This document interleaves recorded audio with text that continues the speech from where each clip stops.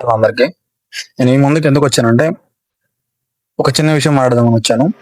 ఇప్పుడు ట్రెండింగ్ లో ఉన్న టాపిక్ ఏంటంటే శివాజీ గారు స్టేజ్ పైన ఆడవాళ్ళు దుస్తులు సరిగా వేసుకోవాలని చెప్పడం, సామాన్లు కనిపించకుండా ఉండడం అని చెప్పడం అనేది కరెక్టే.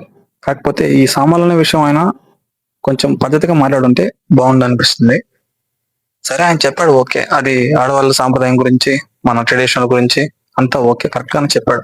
కాకపోతే ఇక్కడ నాన్ వెజ్ నగర్కి అనవసరమైన విషయం ఇది. ఆయన టూరిస్టర్ అయినప్పుడు అన్ని ప్రదేశాలు తిరిగి వీడియోస్ తీసుకొని మనల్ని ఎంటర్టైన్ చేయడానికి ఆయన వెళ్తున్నాడు. కాబట్టి ఆయన చేసేది లక్కోర్ పనులే. ఆయన చేసేది లక్కోర్ పనులు అందరూ తెలుసు కదా, అందరూ తెలుసు, అందరూ చూస్తున్నారు వీడియోస్ లో కూడా. కాకపోతే ఆయన మాట్లాడేది చాలా తప్పుగా మాట్లాడాడు. అవి కూడా చూడండి, కావాల్సింటే నేను పెడతాను.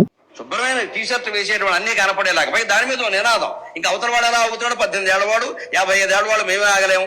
పంతులు గారు మేము మీరు చీరలోను మీ అందం నిండుగా కప్పుకునే బట్టల్లోనే ఉంటుంది తప్పితే సామాను కనపడే దాంట్లో ఏం ఉండదు. నువ్వేమో అమ్మాయిలు ఒక్కసారి ఆలోచించండి. మాకు కొంచెం ప్రమాదకరమైన వేషం ఏమొచ్చిందంటే జీన్స్ టీషర్ట్ వచ్చింది.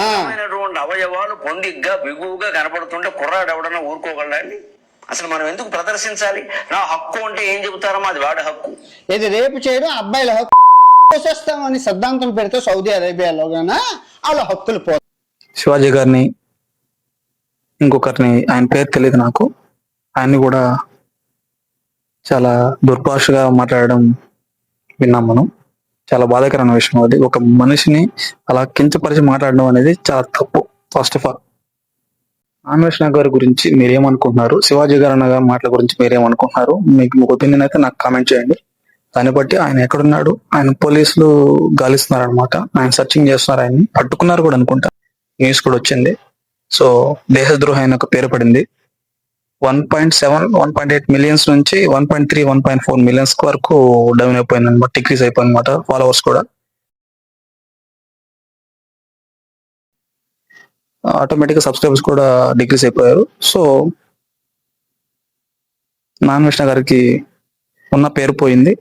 సో అతను వేస్ట్ ఫెలో అని ఒక ముద్ర పడింది అనమాట.